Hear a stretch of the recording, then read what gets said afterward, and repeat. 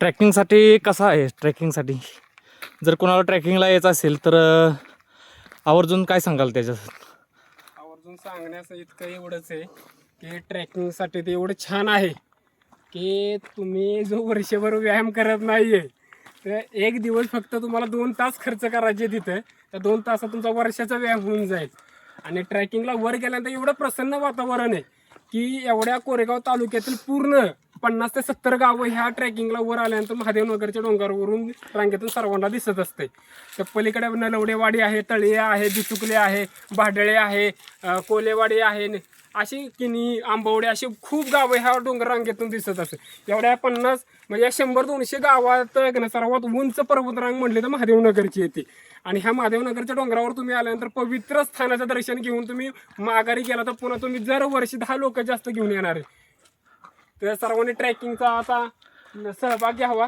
आता इथे चालायचं म्हटल्यानंतर सर्वांचा घामच निघत असतो या, त्यासाठी व्यायाम खूप गरजेचा आहे. तर दाजींनी सांगितल्याप्रमाणे आता दाजी आमचे दरवर्षी येतात. आजारी होते ते मागच्या वेळेस तरी ते ट्रेकिंगला आले होते आणि ह्या वर्षी ते आलेत. आज मला म्हणलं की आपण ट्रेकिंगला जाऊ चला. जसं जरंडेश्वरला लोक शनिवारी आवर्जून जातात, तसं तुम्ही सांगू इच्छिता का जर सोमवारी लोकांना इथं यावं असं? नाही येणार.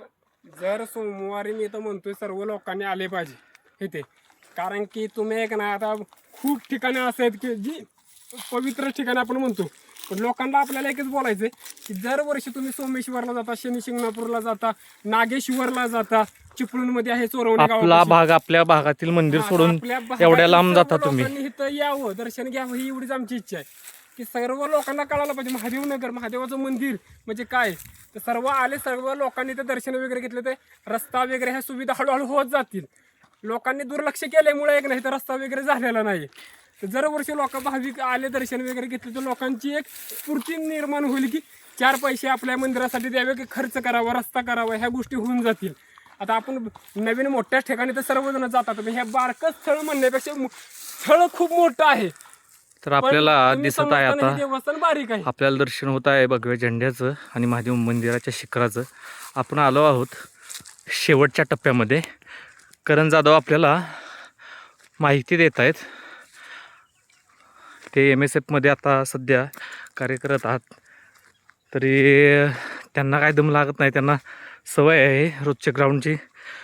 माझा श्वास फुलला आहे, मला खूप दम लागला आहे. आता शॉर्टकट रस्ता ते दाखवत आहेत, मला काही माहीत नाही वरचं एवढं. जर मी येतो पण मी रस्त्याने जातो, शॉर्टकट हा रस्ता मला माहीत नव्हता. ते मला घेऊन जात आहेत आता शॉर्टकटच्या रस्त्याने महादेव मंदिराकडे.